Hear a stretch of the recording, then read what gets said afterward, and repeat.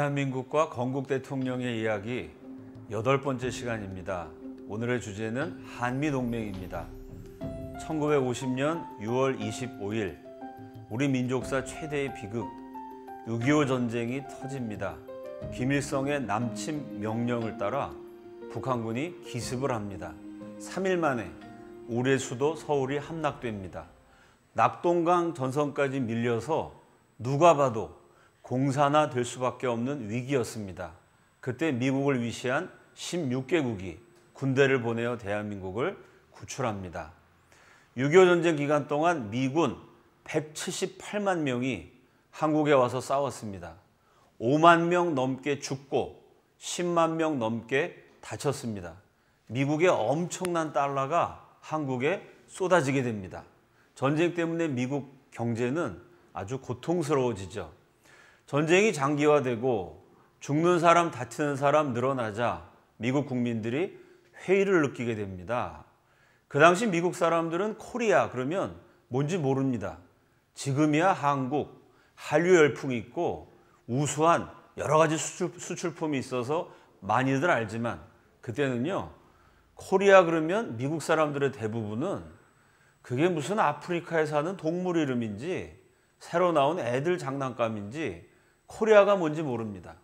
뭔지도 모르는 코리아 때문에 경제는 엉망이 되고 미국의 아들들 5만 명 넘게 죽고 10만 명 넘게 다치고 과연 그 코리아가 그만큼 중요한 거냐?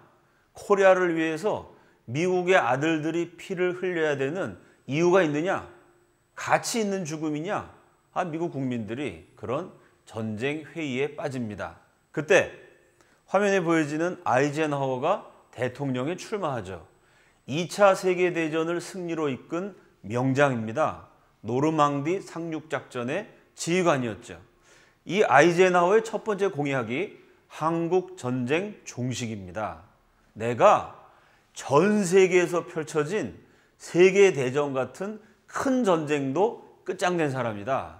그러니 저 조그만 나라에서 벌어지는 한국전쟁 한 방에 끝낸다.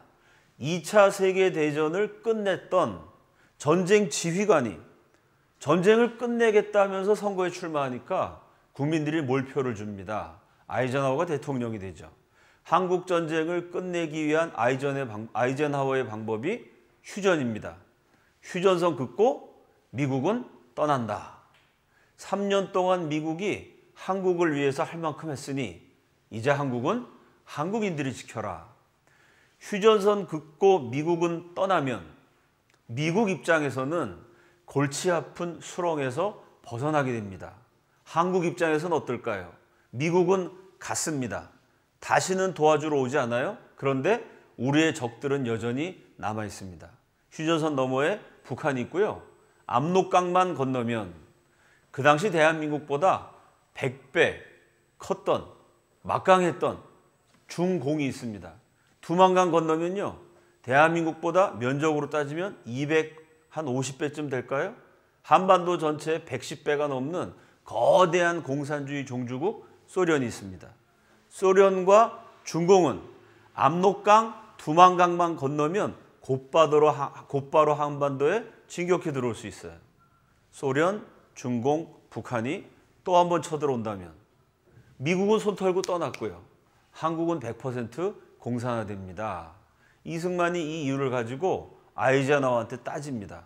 아니, 기독교 국가라는 미국이 위기에 처한 한국을 이런 식으로 버리는 것이 옳은 것이냐? 아이젠하워는 히틀러랑 싸운 사람이고 세계 최강대국 대통령이니 강대국 지도자들도 많이 상대했습니다. 아이고, 조그만 약소국 지도자가 말이 많네. 아이젠하워가 이승만을 무시하고 휴전협정을 계속해서 추진해 나가죠. 휴전협정의 막바지 단계에 포로 교환 절차가 남습니다. 어느 나라나 전쟁하다가 휴전을 맺게 되면 쌍방이 사로잡은 포로를 귀환시키게 돼 있습니다. 북한군이 남한에 내려와서 싸우다가 포로가 됐어요. 휴전협정을 맺었으니 고향인 북한으로 돌아가야 됩니다. 남한군이 북한으로 진격해서 싸우다가 포로가 됐습니다. 역시 휴전 이후에는 남한으로 돌려보내야 됩니다. 이게 국제적 인도주의 원칙인데 여기 문제가 생겨요. 북한군으로 쳐들어왔는데 고향이 북한인데 북한으로 가지 않겠다는 포로들이 있습니다. 그 사람들을 반공포로라 그러죠. 반공포로라는 말 자체가 특이합니다. 왜냐하면 공산군으로 쳐들어왔으니까 당연히 친공, 공산군입니다. 근데 그 공산군이 반공주의자가 돼갖고 북한으로 가지 않겠다는 겁니다. 왜 이런 문제가 생겼냐면요. 김일성이 14살, 15살 어린 소년들 협박합니다. 너 인민군으로 안 나가면 네 아버지 죽여.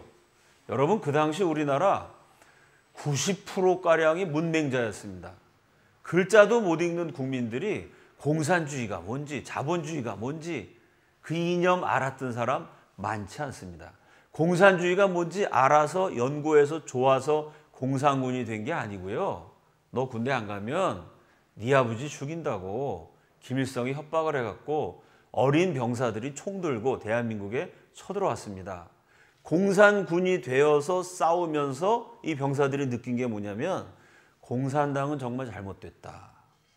그러다가 미군에게 포로가 됐습니다. 한국 사람들 만나게 됐어요. 북한에서는 미군이 조선 사람 잡으면 누나를 뽑고 생체 실험을 한다. 승냥이와 같은 놈들이다. 이렇게 아주 미국을 살인마로 교육시켰는데 막상 포로가 돼서 보니까요. 미국 사람들이 인권을 존중합니다. 민주주의라는 제도가 이게 참 멋있습니다. 내 고향은 북한이지만 난 북한 안 간다. 공산주의 싫다. 나는 자유대한에 귀순하겠다. 이렇게 귀순 의사를 밝힌 북한군이 무려 3만입니다. 아이젠하워 대통령 원칙은 간단해요. 그건 본인 의사랑 상관없이 침략군이었다. 북한군이었다. 그러니 무조건 북한으로 돌려보내라. 이 반공포로 석방 문제를 놓고 이승만이 아이젠하워를 공격합니다.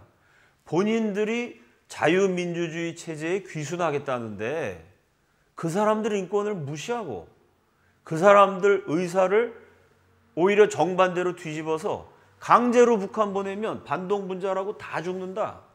우리 민족의 청년 3만 명을 본인들이 가기 싫다는데 억지로 보내서 다 학살당하게 만드는 거. 이게 민주주의 인권국가 기독교 국가라는 미국이 할 짓이냐? 아이젠하워에게 끊임없이 따집니다. 아이젠하워는 그 약소국 대통령이 시끄럽게 하네 라고 무시하죠. 이승만이 최후의 경고를 날립니다. 그렇게 한국을 무시하다가는 큰 코 다칠 거다. 말만 한 것이 아니고 나는 한다면 하는 사람이다 라는 것을 미국과 전 세계 앞에 이승만이 보여줍니다. 그 유명한 반공포로 석방 사건입니다. 대한민국 헌병대를 불러요. 그 당시 반공포로가 거제도, 대구, 부산, 영천 곳곳에 분산 수용되어 있었습니다. 미군이 관리하고 있었는데 이승만 대통령이 우리나라 헌병대에게 할당을 해줍니다. 1부대는 거제, 2부대는 부산, 3부대는 대구. 그 반공포로가 잡혀있는 수용소를 할당을 해줘요. 미군을 기습해서 무력화시켜서 북쪽으로 보내지면 학살당할 우리 동족 3만 명을 구출해내라. 단 미군한테 총을 쏘지 말아라. 한국군이 미군한테 총을 쏘고 전투를 했다가는 이게 국제적인 문제가 됩니다. 총을 안 쏘고 미군을 무력화시켜라. 이 복싱이나 레슬링이나 유도를 하라는 얘기인데 이게 참 지키기가 어렵습니다. 방법은 각자 알아서 우리 포로들을 탈출시키고 단 이 명령을 실행하지 못하는 부대는 전원 자살하라. 무서운 명령입니다. 목숨을 걸고 우리 동족을 구출해내든지 아니면 부대가 몽땅 다 죽어버려라. 요즘 한국 젊은이들에게 이런 명령을 내리면은 군인들이 제일 먼저 엄마한테 전화하겠죠. 엄마 대통령이 나보러 죽으래 무서워 뭐 이러겠죠. 6.25 전쟁은 위대한 전쟁입니다. 끝까지 굴복하지 않았던 위대한 지도자가 있었고 위대한 국민이 있었습니다. 그리고 위대한 국군이 있었죠. 어느 나라나 전쟁하다가 전세가 불리해지면은 항복합니다. 끝까지 싸우다가 죽느니 항복해서 포로가 돼서 목숨을 부지하는 게 낫기 때문이죠. 이웃나라 중국, 국민당, 공산당 내전이 있었습니다. 병력, 무기, 물자 모든 면에서 국민당이 월등을 했죠. 그런데 공산당에는 마오쩌둥, 모택동이라는 천재 전략가가 있었습니다. 이 모택동의 기가 막힌 전술이 빛을 발하면서 전세가 역전됩니다. 무기, 물자, 군인, 국민당이 월등히 많았지만 전세가 불리해지니까요. 전쟁 막판에 가면은 이 국민당 군대가 하루에 일개 사단씩 없어집니다. 사단 한 10,000명 정도 되는 병력이죠. 사단장이 10,000명이나 되는 부대를 이끌고 일개 사단이 통째로 항복해버려요. 자, 병력, 무기, 물자가 월등해도 전세가 불리하다고 사단 병력이 막 항복했던 게 이웃나라 중국 얘기입니다. 한국은요, 3일 만에 서울이 함락됐고 3일 만에 우리나라 전체 병력 85,000명 가운데 45,000명이 죽거나 행방불명됐습니다. 나중에 미군이 도와주러 왔지만 전쟁 초기에는 미국이 도와주러 온다는 보장도 없었습니다. 누가 봐도 지는 전쟁인데요. 우리 대한민국 국군은 일개 사단, 일개 연대, 일개 대대, 심지어 아주 작은 단위, 일개 소대도 싸우다가 각자가 포로로 잡힌 적은 있을지 몰라도 부대 단위로 항복했던 적은 한 번도 없었습니다. 이렇게 끝까지 싸웠기 때문에 자유대한을 지켜냈던 것입니다. 이승만 대통령의 명령을 받고 그 시절의 대한민국 국군은 오히려 용기 100배였어요. 우리 대통령 할아버지 최고다. 일본 제국주의와 싸우고 북한, 중공, 소련 거대한 악마적 공산군과 싸우고 마지막에는 대한민국을 위해서 178만 명 군대를 보내주고 구호물자로 3천만 국민을 먹여주고 입혀주고 재워준 고마운 나라 미국하고 싸워서라도 우리 민족을 살려내겠다는 대통령 할아버지 최고다. 오히려 이 임무를 완수하지 않으면 자살하라는 명령을 듣고 우리 국군은 용기가 100배였습니다. 대부분 그 당시 국군이 글자도 읽을 줄 몰랐어요. 그런 우리 할아버지들이 머리를 맞대고 기발한 전략을 의논합니다. 수십 가지 기발한 방법으로 포로들을 탈출시켰어요. 철조망을 미리 끊어 놓습니다. 그리고 겉으로는 실 같은 거로 묶어서 잘 표가 안 나게 만들어요. 우리 헌병대가 사인을 하면은 반공 포로들이 이미 끊어 놓은 철조망이니까 발로 철조망을 차서 뚫어버리고 탈출합니다. 땅굴을 파갖고 밑으로 빼내기도 해요. 이렇게 반공 포로들이 탈출하면은 미군이 그 포로 잡으려고 막 마을에 수색하러 다닙니다. 그 마을의 민가에 미리 알리죠. 반공 포로 오면은 자기 집에 숨겨달라고. 그 집에 숨어 있는데 미군이 갔어요. 여기 이 젊은이 누굽니까? 물어보면 우리 헌병대하고 미리 계획을 다 한 우리 한국 국민들이 뭐라고 대답하냐면 우리 둘째입니다. 미군은 그 청년이 남한 청년인지 북한 청년인지 구분을 못합니다. 남한 사람 북한 사람 똑같이 생겼죠. 우리 둘째 아들이라는데 그걸 어떻게 수색을 하겠어요? 이런 식으로 포로들을 빼냅니다. 제일 히트를 쳤던 방법이 미군이 딱 총을 들고 지키고 있는데 그 미군을 무력화시키기 위해서요. 한국 병사가 가면서 인사를 합니다. 굿모닝 하고 활짝 웃어요. 야, 저 코리안 보이가 기분이 좋은가 보다. 미군도 인사하느라고 웃습니다. 삼엄한 경계태세가 인사하느라고 조금 느슨해지겠죠. 악수하는 것처럼 손을 내밀어요. 아, 미군도 총 들고 지키다가 악수하려고 손을 내미는 찰나에 이 옷소매에 감춘 고춧가루를 꺼내가지고 미군의 눈과 코에다가 확 뿌립니다. 아, 미국 사람들이 고춧가루 매운 음식 못 먹습니다. 청양고추를 맞았으니 얼마나 놀랬겠어요. 그런 식으로 총을 뺏고 그 틈에 포로들을 탈출시킵니다. 이런 기발한 방법으로 대한민국 헌병대가 미군을 무력화시키고 탈출시킨 반공포로가 27,389명입니다. 세계 최강대국 미국이요. 사로잡고 있던 포로 27명을 뺏겼다. 하루 종일 전 세계에서 특집 뉴스를 하고 난리가 날 겁니다. 27명이 아니고요.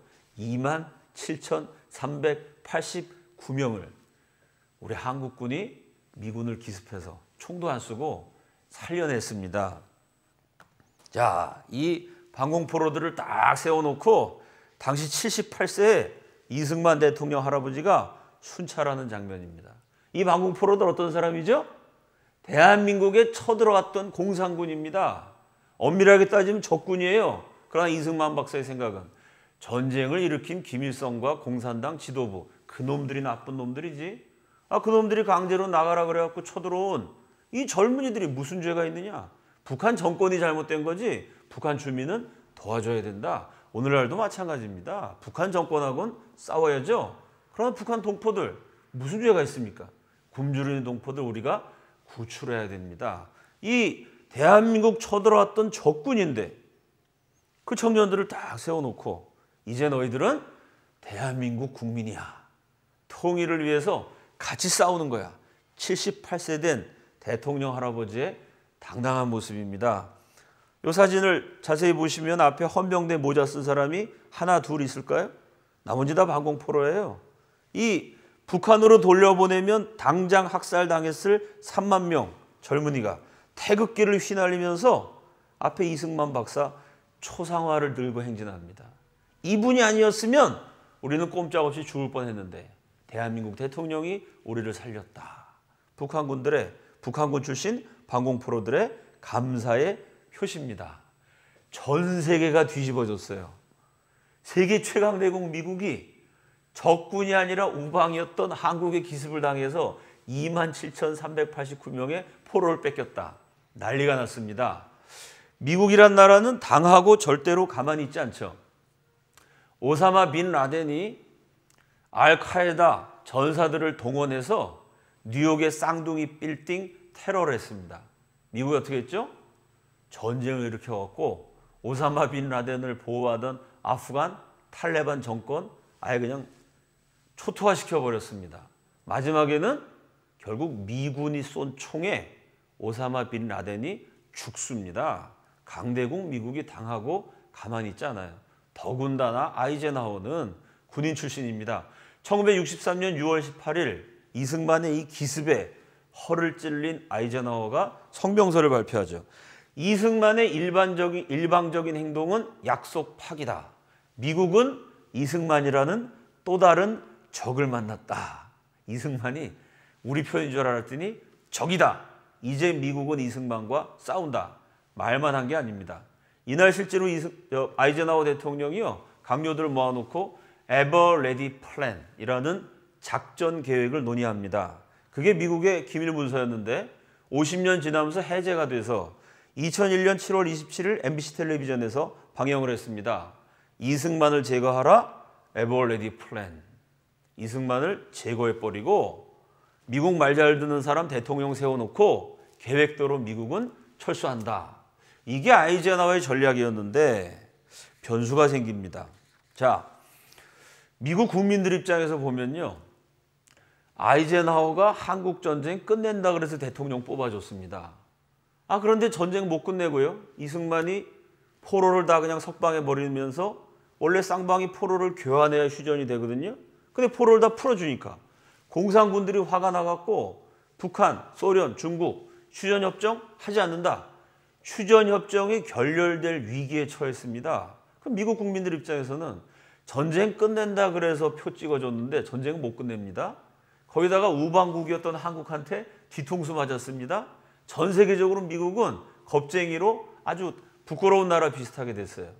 오히려 아이젠하워의 인기는 바닥으로 떨어집니다. 반대로 이승만에 대해서는요. 야, 저 조그만 나라 대통령이 대단하다. 자기 동족을 살리려고 미국하고도 맞짱을 뜨는구나. 제가 앞에서도 말씀드렸지만 세계 최강대국 미국이 우방국의 공격을 받았다는 것도 신기한 일이고요. 포로 27명을 뺏겼다 그래도 전 세계 방송이 하루 종일 이건 탑 뉴스라고 놀라운 일이 일어났다고 방영을 할 겁니다. 신문마다 호해를 뿌리겠죠? 27,389명을 뺏겼으니 있을 수 없는 일 아닙니까? 전 세계 방송이 이 사건을 보도하고 전 세계 신문이 보도하는데요. 그 미국의 여론이 바보같이 한국한테 당한 아이젠하워에 대해서는 비판적이 되고 이승만에 대해서는 오히려 여론이 굉장히 호의적이 됩니다. 특히 미국의 기업가들, 기독교인들이 갈채를 보냅니다. 야, 저 이승만 봐라. 저렇게 공산주의랑 끝까지 싸워야지. 강대국 미국이 언제부터 겁쟁이가 돼가지고 공산당 무섭다고 도망치느냐?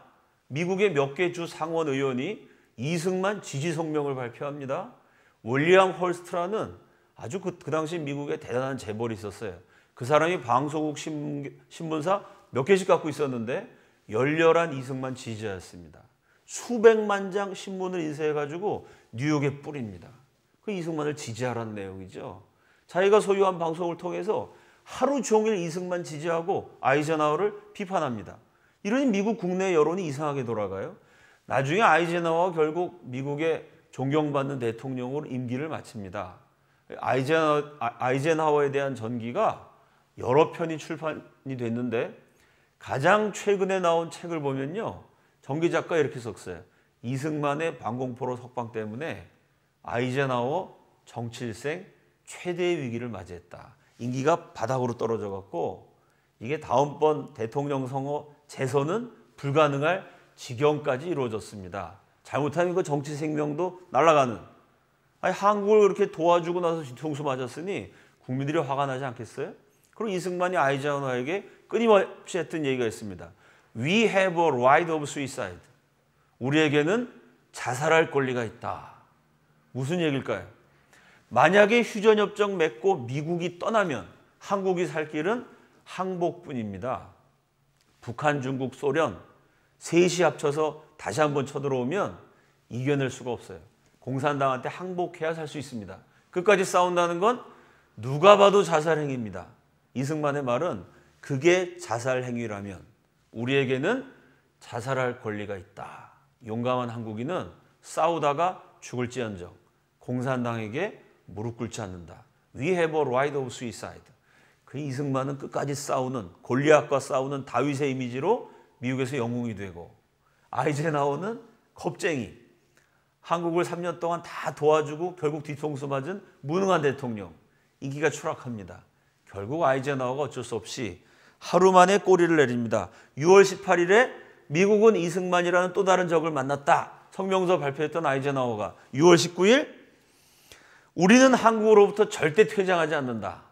공산주의자가 한국을 차지하도록 결코 방치해서도 안 된다. 이 아이젠하워가 보낸 특사는 이승만의 불굴의 의지를 미국은 끝까지 지원한다. 결국 방공포로 석방이라는 승부수를 통해서 미국의 정책을 바꿔놓습니다. 그리고 아이젠하워가 부랴부랴 미국 국무부 차관부 고위 관료였던 로버트슨을 특사로 파견합니다. 야, 3년 동안 우리 미국이 할 만큼 하지 않았냐. 그러니까 휴전협정 맺는데 제발 방해하지 말고 네가 원하는 거 다 들어줄게. 협상에 들어갑니다. 로버트슨과 이승만의 회담이 18일 동안 14번 동안 이루어집니다. 두 사람이 다 팽팽하게 맞서서 한국의 대통령과 미국의 고위 관료가 서로의 이 주장을 관철하기 위해서 팽팽하게 맞섭니다. 첫날 회담장에 들어갔는데 이승만이 2시간 동안 유창한 영어로 미국이 잘못했던 점을 계속 지적합니다. 이런 식으로 한국 버리고 갈래면 가라. 미국 철수하려면 철수해라. 우린 끝까지 싸우다가 죽겠다. 미국이 그딴 식으로 해갖고 잘 되나 보자. 아주 엄포와 협박을 늘어놓습니다. 로버트슨이 2시간 동안 시달리고 나와서 국무부에 전보를 보냅니다. 그것도 기밀이 해제가 돼갖고 지금 일반에 공개가 됐어요. 첫날 회담을 마친 미국 최고 외교관 로버트슨의 소감 이렇게 썼습니다. 이승만은 책략이 풍부하고 빈틈이 없는 인물이다. 이승만은 본인이 미국을 궁지에 몰아넣었다는 사실을 잘 알고 있다. 그는 이 상황을 즐기고 있다. 이승만이 미국을 가지고 논다는 얘기죠. 왜? 미국과 아이젠하워는 어떻게든지 휴전협정을 맺고 떠나야 됩니다. 근데 이승만이 방공포로 석방으로 휴전협정의 판 자체를 깨놨어요.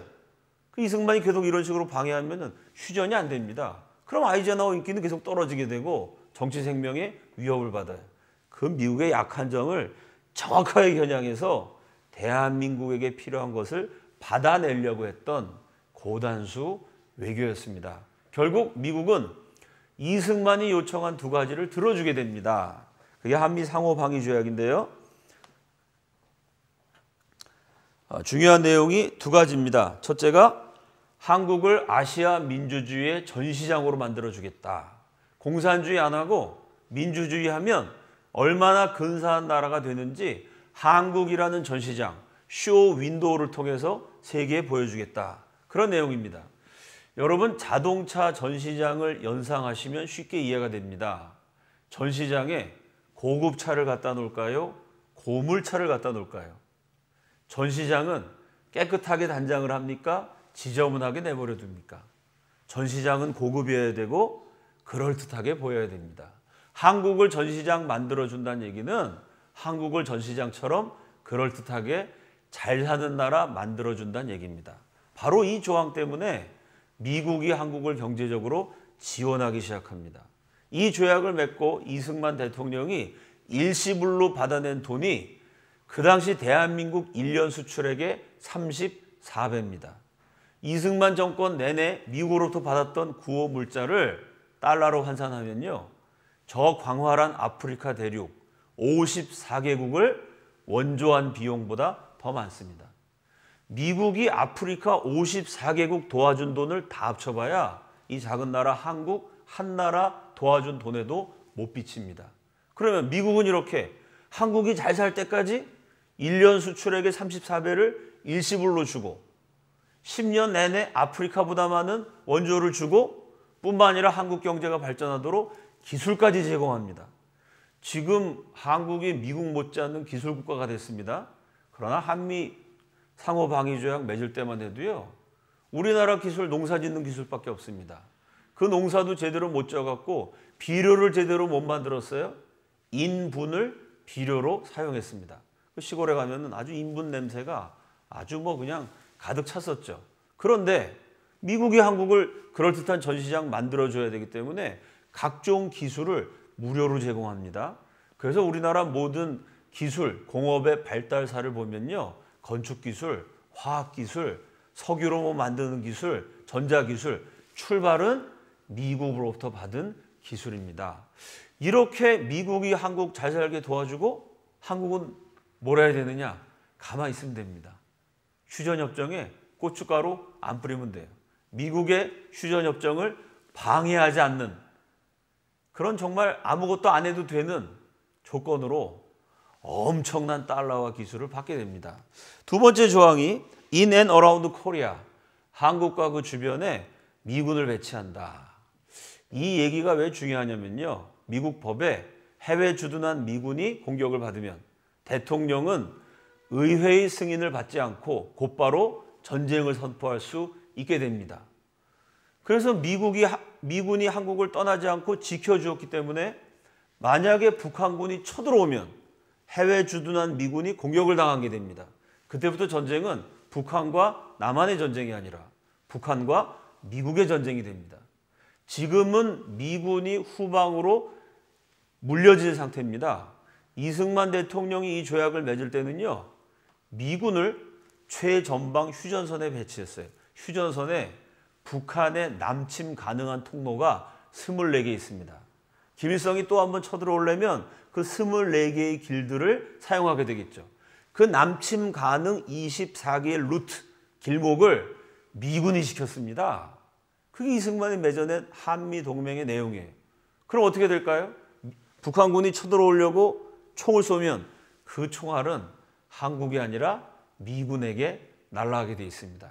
그때부터 전쟁은 북한과 미국의 전쟁입니다. 세계 최강대국 미국을 상대로 전쟁을 일으킬 어리석은 사람은 없습니다.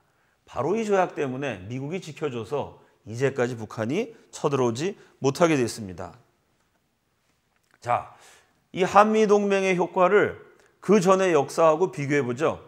한미동맹 맺기 정확하게 60년 전에 청일전쟁이 있었습니다. 청나라와 일본이 싸웠으니까 한국은 피해가 없었을까요? 천만의 말씀, 청나라와 일본이 한국에서 싸웠습니다. 두 나라의 주요한 전쟁터 중에 한 곳이었던 그 당시 조선의 두 번째 큰 도시 평양시 인구가 청일전쟁 끝나고 3분의 1로 줄어듭니다. 이 전쟁 와중에 고래 싸움에 새우등 터지는 격으로 우리 조선 사람이 얼마나 죽었는지 통계조차 확인이 안 됩니다. 그 다음 러일전쟁, 그 다음 한일합방, 만주사변, 중일전쟁, 태평양전쟁, 한국전쟁. 한미동맹 맺기 이전 60년 동안 수십만, 수백만이 죽는 전쟁 혹은 사건이 바로 한국 땅과 주변에 7번 있었습니다. 이렇게 위험한 지역이었어요. 우리 민족은 끊임없이 죽고 끊임없이 피난당하고 끊임없이 굶주려야 했습니다. 여러분, 근데 한미동맹 맺고 지금 60년 조금 넘었습니다. 자, 한미동맹 맺은 다음에 이 땅에 전쟁이 있었습니까? 100명 이상 죽는 전투가 단 한 번도 없었어요. 북한이 핵을 갖고 있습니다. 핵이 16개라 그래요. 그거 하나 터지면 150만 죽는답니다. 그러나 제가 돌아다니면서 만난 우리 국민들, 그 북한이 쳐들어올까 봐 걱정하시는 분들 제가 거의 못 봤습니다. 왜 그러죠? 우리가 핵도 없는데 위험하지 않습니까? 미군이 지켜주기 때문에 미군이 있는 한 북한이 섣불리 못 쳐들어온다. 우리 국민들한테 상식적인 사실이 됐습니다. 자, 일본이 맨날 독도가 자기네 땅이라고 우깁니다. 그럼 일본 해군이요, 독도를 차지하기 위해서 동해안으로 진격할 수 있을까요? 절대 못합니다. 왜요? 한국이 무서워서요? 천만의 말씀. 일본과 한국이 전쟁을 한다면 글쎄 우리가 유리할 것 같지는 않습니다. 그래도 일본이 못 쳐들어와요? 왜? 독도를 접수하기 위해서 일본이 진격하는 순간 전쟁은 일본과 미국의 전쟁이 됩니다. 우리나라 5,000년 동안 997번 침략당했다. 역사 시간에 많이 배운 내용입니다. 5년에 한 번 침략당했던 나라고요. 한미동맹 맺기 이전 60년 동안은 수십만, 수백만 죽는 전쟁이 7건 있었습니다. 그런데 한미동맹 맺은 다음에는 100명 이상 죽는 전투가 단 한 번도 없었어요. 반만 년 고난의 역사 속에 처음으로 60년 장기간의 평화가 찾아왔습니다. 이것이 이승만이 맺어낸 한미동맹의 위대한 업적입니다. 자, 이렇게 한미동맹 맺어내고 이승만은 미국에서 영웅으로 대접을 받게 됩니다. 원래 미국의 정책은요, 아시아에 있는 국가하고는 방위조약, 동맹을 맺지 않는다는 거였습니다. 그 200년 미국의 불문율과 같은 정책을 이승만이 바꿔놔서 한국과 미국이 동맹국이 된 거죠. 자, 그 이승만이 미국을 방문했을 때 외국 국가 원수로는 처음으로 미국 정부가 뉴욕, 세계에서 땅값 제일 비싼 문화의 중심지인 브로드웨이에서 카 퍼레이드를 해줍니다. 이때 이 이승만을 환영한 뉴욕 시민의 그 뉴욕 시장의 연설을 보면요, 자유를 위해서 끝까지 싸웠던 이승만을 얼마나 미국인들이 높게 평가하고 존경했는지 진심이 묻어난다는 것을 느낄 수가 있습니다. 자, 이 장면은 1954년 7월 28일 미국 상하 양원 합동회의에서 이제 한미동맹 최종적으로 결성이 되는 것을 기념하는 연설하는 장면입니다. 사진에 나와 있는 것처럼 입추에 여지없이 사람들이 다 모여 있습니다. 이 사람들이 앉아 있는 게 아니라 전부 다 일어서 있죠. 이 이승만의 연설은 특이한 여러 가지 기록을 남깁니다. 외국 국가원수가 와서 연설한다 그러면 대개 미국 국회의원들이 앉아 있는 건데, 이날 이승만의 연설 때는요, 미국의 육군, 해군, 공군, 해병대, 군 장성들이 연설을 들으러 국회에 와요. 공산당과 끝까지 싸웠던 전략가 이승만의 연설을 내가 군인이기 때문에 들어야 된다. 그러고 옵니다. 미국의 법조계, 법을 다루는 주요 교수들, 판사, 검사, 변호사 이런 사람들이 몰려옵니다. 왜? 국제법상 포로는 돌려주게 되어 있는데 그 국제법을 어겨가면서 사실은 그 국제법의 불합리한 내용, 그 포로 개인의 의사를 존중하지 않는 강제적인 귀환이 될 수가 있거든요. 그 점을 지적해서 그 당시 국제법을 거슬러 가면서 3만 명을 살린, 또 약소국 지도자로 한미동맹 같은 위대한 외교적 업적을 남긴 그 이승만을 내가 법을 전공하는 사람으로서 직접 봐야 되겠다. 법 연구하는 사람들이 다 모여듭니다.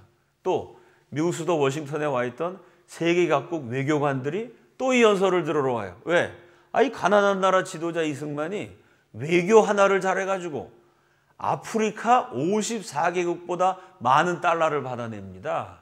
야, 나도 이승만 보고 배워서 외교해갖고 가난한 우리나라 굶어 죽는 백성들 살려야 되겠다. 결국 국회의사당에 자리가 모자르게 되는, 그래서 좌석표를 나눠줘서 좌석표를 받은 사람만 들어오게 되는 진풍경이 벌어져요. 40분 연설하는데 33번 기립박수가 터집니다. 1분에 한 번꼴로 터졌다는 얘기죠.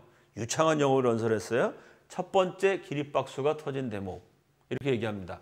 연설을 시작하면서 한국의 자유를 위해서 싸워주신 미국 정부와 미국 국민들에게 진심으로 감사드립니다.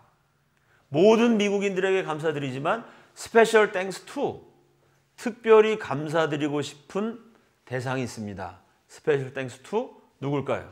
All American Mothers. 모든 미국의 어머니들에게 특별히 감사를 드립니다. 미국 어머니들이 자기 생명보다 소중한 아들을 한국을 위해서 죽음의 전쟁터에 보내지 않았습니까? 그 아들 보내서 아들 죽고 다친 어머니들에게 특별히 감사를 드립니다. 그렇게 연설해요. 한국의 이름 모를 골짜기에서 함께 싸우다가 공산당의 총탄을 맞아 함께 쓰러진 한국과 미국의 젊은이가 지금 이 순간 저 영원한 천국에서 우리 주 예수 그리스도의 품 안에 함께 안겨 있을 줄로 믿습니다. 기독교 국가 미국에 대단히 기독교적인 연설을 한 것이죠. 이 연설을 듣는 순간 전국에 있는 어머니들 눈물을 터뜨렸겠죠. 죽은 아들, 다친 아들 생각하면 눈물이 나오지 않겠습니까? 이 자리를 메운 미국과 세계 각국의 지도자들이 일제히 일어나서 기립박수를 보냅니다. 자, 이제 강의를 정리하죠. 이승만에 대해서 너무나 왜곡이 많습니다. 오늘 제가 말씀드렸듯이 그 이승만 한 사람 때문에 미국이 한국에 왔고 그 미국의 도움 때문에 공산화를 면했습니다. 전쟁 마지막에 미국이 떠나려고 그랬는데 이승만의 한미동맹 때문에 지금도 미국이 한국에 있어서요. 공산화가 안 됩니다. 그러니 북한 정권과 종북 세력에게는 이승만을 없애는 게 첫 번째 지상 과제입니다. 그래서 역사적으로는 이승만을 끊임없이 왜곡, 음해합니다. 동시에 북한의 대남 전략 70년 동안 변하지 않는 첫 번째 목표는 미군 철수입니다. 미군만 떠나면 남북이 1대1로 붙으면 우리가 이길 수 있다고 저 사람들은 지금도 장담을 해요. 글쎄 우리가 북한한테 질지는 모르겠습니다만 하여간 북한은 그렇게 미군만 철수하면 공산화시킬 수 있다고 자신만만해합니다. 그 미군 철수란 말을 요즘 살짝 바꿔서 뭐라고 얘기하냐면은 미군 철수하라 이러면 국민들이 알죠. 저건 저 종북이나 북한 술책이다. 들통이 나니까 말을 멋지게 바꿉니다. 북한과 종북 세력들이 제일 애용하는 말 평화죠. 정전협정 폐지하고 평화협정으로 대체하자. 남북한이 싸우지 말기로 평화협정을 맺자. 그래서 우리 민족끼리 하나가 되자. 말은 좋습니다. 그러면 평화협정을 맺으면요. 전쟁 안 하려겠으니까 미군 떠나라는 얘기입니다. 공산화하자. 미군 철수하자. 평화협정 맺자. 사실은 똑같은 내용입니다. 자, 이렇게 북한과 종북 세력의 전략은 이승만을 끊임없이 깎아내리는 동시에 미군 철수, 평화협정을 부르짖습니다. 그 전략이 상당히 성공을 해서요. 이승만 그러면 독재자, 아주 부정선거 원흉, 나쁜 점만 기억합니다. 실제로 그분이 잘못하신 것은 과장하고 잘못하지 않은 것은 엄청나게 부풀립니다. 이승만을 비판하시는 분들이 제 강연 듣고 저한테도 욕도 하고 협박도 하고 전화도 하고 많이 하십니다. 그런 분들에게 제가 항상 드리는 질문이 두 가지가 있어요. 좋다. 당신이 이승만에 대해서 비판하는 내용이 대부분은 사실이 아니지만 그게 다 맞다고 간주해도 그게 다 맞다고 치자. 그럼 내가 두 가지 질문한다. 첫째, 인류 역사에 이승만만큼 약소국 지도자가 강대국에게 할 말 다 한 사람이 있느냐? 둘째, 그거 맨날 민족 해방, 민중 이런 거 부르짖는 사람들 아닙니까? 그 사람들한테 그래 그렇게 약소국, 미제국주의 강대국 비판하는데 약소국 지도자로 이승만처럼 강대국한테 할 말 다 한 사람 있느냐? 두 번째는 이승만이 맺어낸 한미동맹처럼 약소국에게 일방적으로 유리한 외교적 업적이 있느냐? 여러분, 약소국과 강대국이 조약을 맺는다든지 외교적인 어떤 협정을 하면요, 대개 강대국에게 유리합니다. 을사조약, 조약이 아니라 늑약이죠. 힘이 있었던 일본이 강제로 우리 외교권을 뺏어갔어요. 강대국과 약소국 사이에 외교적으로 뭔가를 하면요, 대개 약소국이 뜯기는 겁니다. 뺏기는 겁니다. 강대국에게 일방적으로 유리하죠. 그런데 한미동맹은 세계 최강대국 미국과 전쟁으로 폐허가 된 잿더미, 시체더미가 된 한국이 맺은 한미 상호 방위 조약은 첫째, 한국을 아시아 민주주의 전시장 만들어 잘 살 때까지 도와준다. 둘째, 한국을 미국이 지켜줘서 일본이든 중국이든 러시아든 북한이든 못 쳐들어오게 막아준다. 약소국에게 일방적으로 유리합니다. 우리가 해야 되는 거 아무것도 없어요. 이렇게 약소국에게 일방적으로 유리한 외교적 업적이 있느냐? 강대국한테 할 말 다 한 지도자. 약소국에게 일방적으로 유리한 외교적 선례. 제가 두 가지를 질문합니다. 개거품을 물고 이승만을 비판하던 그 누구도 제 질문에 이제까지 대답한 사람은 없습니다. 왜냐하면 이런 업적을 남기신 분은 위대한 조국 대한민국의 건국 대통령 이승만 박사 한 분뿐이기 때문입니다. 그분이 만들어주신 평화, 그분이 후세를 위해서 선물하신 한미동맹, 우리는 이 소중한 유산을 지켜나가야 됩니다. 평화협정을 맺자, 외세를 배격하고 우리끼리 통일하자, 종북 세력 북한이 갖은 거짓말을 다 하지만 지혜롭고 현명한 국민들이 잘 분별하셔서 자유 대한민국을 계속해서 지켜나갈 수 있기를 기원하면서 오늘 강의를 마무리 짓겠습니다. 감사합니다.